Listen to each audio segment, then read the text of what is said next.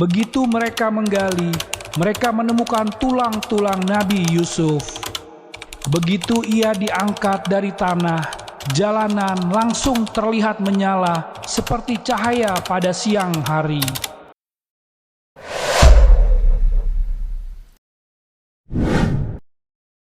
Assalamualaikum warahmatullahi wabarakatuh, sahabat kalbu yang Allah cintai.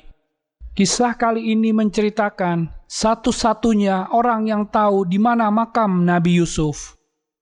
Ada satu riwayat yang menjelaskan jika Nabi Yusuf dimakamkan di tengah-tengah sungai Nil. Tetapi, apakah ada alasan khusus yang menyebabkan hal tersebut terjadi?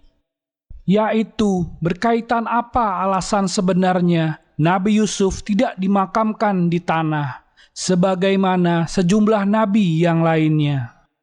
Nabi Yusuf pernah meminta kepada Allah karena rasa rindu yang dirasakannya, serta meminta wafat dalam keadaan muslim, tertera dalam Al-Quran Surat Yusuf ayat 101.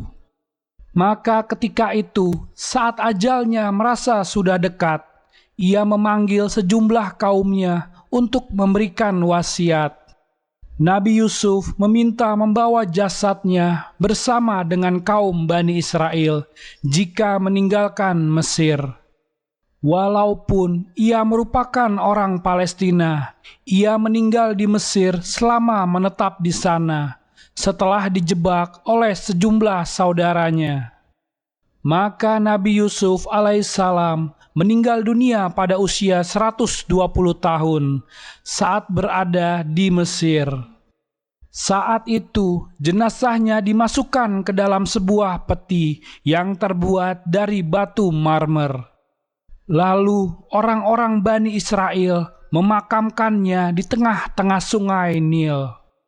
Alasannya karena saat itu kabilah pada masa itu saling berebut untuk membawa jasad manusia yang dianggap mulia pada negeri itu, dengan tujuan agar mereka yang menjadikan sebagai tempat makamnya Nabi Yusuf dianggap memiliki keberkahan. Maka karena tidak mengetahui kabilah mana yang sepatutnya pantas untuk membawa jasad Nabi Yusuf, mereka memutuskan untuk memakamkan jenazah Nabi Yusuf di sungai Nil. Karena sungai Nil kebetulan melintasi berbagai wilayah yang terdapat pada sejumlah kabilah tersebut. Kisah ini disampaikan Rasulullah Shallallahu Alaihi Wasallam ketika beliau merasa senang karena mendapat penghormatan dari salah seorang Badui saat beliau singgah di rumah Badui tersebut. Hakim meriwayatkan dalam Mustadrak dari Abu Musa bahwa Rasulullah Shallallahu Alaihi Wasallam singgah kepada seorang Badui. Beliau dimuliakan, maka beliau bersabda kepadanya, "Wahai Badui, katakanlah keperluanmu." Dia menjawab, "Ya Rasulullah, seekor unta betina dengan pelananya dan domba betina yang diperah oleh keluargaku." Perkataan ini diucapkannya 2 kali. Rasulullah berkata kepadanya, "Mengapa engkau tidak seperti nenek tua Bani Israel?" Para sahabat bertanya, "Ya Rasulullah, siapa nenek tua Bani Israel itu?" Rasulullah menjawab, "Sesungguhnya Musa hendak berjalan membawa kaum Bani Israel, tetapi dia tersesat di jalan." Maka para ulama Bani Israel berkata kepadanya, "Kami katakan kepadamu bahwa Yusuf mengambil janji-janji Allah atas kami, agar kami tidak pergi dari Mesir sehingga kami memindahkan tulang-tulangnya bersama kami." Nabi Musa bertanya, "Siapa di antara kalian yang mengetahui kuburan Yusuf?" Mereka menjawab, "Yang tahu di mana kuburan Yusuf hanyalah seorang wanita tua Bani Israel." Nabi Musa memintanya agar dihadirkan orang itu. Nabi Musa berkata kepadanya, "Tunjukkan kepadaku di mana kubur Yusuf." Wanita tua itu menjawab, "Aku tidak mau hingga aku menemanimu di surga." Nabi Musa tidak menyukai permintaannya. Maka Allah Subhanahu wa Ta'ala mengatakan kepadanya, "Kabulkanlah permintaannya." Musa pun memberikan apa yang diminta. Lalu wanita itu mendatangi sebuah danau dan berkata, "Kuraslah airnya." Ketika air telah surut, wanita itu berkata, "Galilah di sini." Begitu mereka menggali, mereka menemukan tulang-tulang Nabi Yusuf. Begitu ia diangkat dari tanah, jalanan langsung terlihat menyala seperti cahaya pada siang hari. Hadis ini diriwayatkan oleh Hakim dalam Mustadrak. Dia berkata, hadis ini sanadnya sahih, dan keduanya, Bukhari dan Muslim, tidak meriwayatkannya. Rasulullah merasa permintaan dan hajat si badui tersebut remeh. Maka beliau menyampaikan hadis tersebut tentang nenek tua Bani Israel yang mengutarakan satu permintaan besar kepada Nabi Musa, manakala kesempatan itu terbuka. Doa Rasulullah mustajab. Sekiranya dia meminta doa kepadanya untuk kebaikan akhirat, niscaya dia akan meraih banyak kebaikan.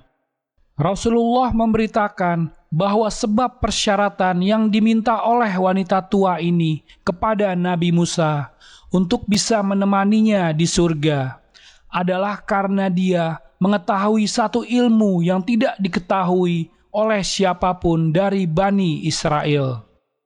Seperti inilah ambisi-ambisi tinggi, jiwa yang berhasrat meraih derajat-derajat tinggi. Beberapa sahabat berambisi untuk meraih derajat tinggi seperti ini, dan di antara mereka adalah Uqasyah bin Mishhan.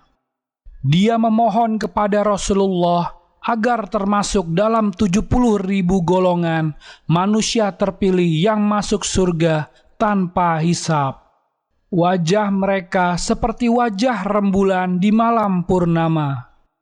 Mereka tidak buang air kecil, tidak buang air besar, dan tidak meludah. Lalu Rasulullah menyampaikan kepada Uqasyah bahwa dia adalah satu dari mereka. Termasuk juga Abu Bakar yang berambisi dipanggil dari segala pintu surga. Termasuk pula sahabat yang memohon kepada Rasulullah agar menemaninya di surga. Lalu beliau bersabda kepadanya, "Bantulah aku atas dirimu dengan memperbanyak sujud." Wanita tua ini tidak mau memenuhi permintaan Nabi Musa sebelum Nabi Musa menyanggupi permintaannya, yaitu menyertainya di surga. Wanita tua ini tidak menuntut emas dan perak dari Rasulnya dan tidak meminta unta atau sapi atau kambing. Seandainya si badui itu meminta kepada Rasulullah seperti permintaan wanita ini, manakala Rasulullah membuka peluang meminta untuknya, niscaya dia sangatlah beruntung. Orang yang mencari syahadah dengan benar, niscaya Allah menyampaikannya derajat orang-orang yang mati syahid, walaupun dia mati di atas tempat tidurnya. Orang yang meminta derajat ulama atau orang-orang yang dermawan, niscaya Allah menyampaikannya pada derajat mereka, walaupun tidak beramal seperti amal mereka. Dan itulah kisah dari wanita tua yang mengetahui makam Nabi Yusuf, hingga Allah memberi tempat kepadanya di surga. Semoga dengan kisah ini kita bisa mengambil hikmahnya dan bisa meningkatkan keimanan kita. Wallahu a'lam bissawab. Terima kasih sudah menonton video ini sampai akhir. Jangan lupa like, komen, dan subscribe channel Ruang Kalbu. Wassalamualaikum warahmatullahi wabarakatuh.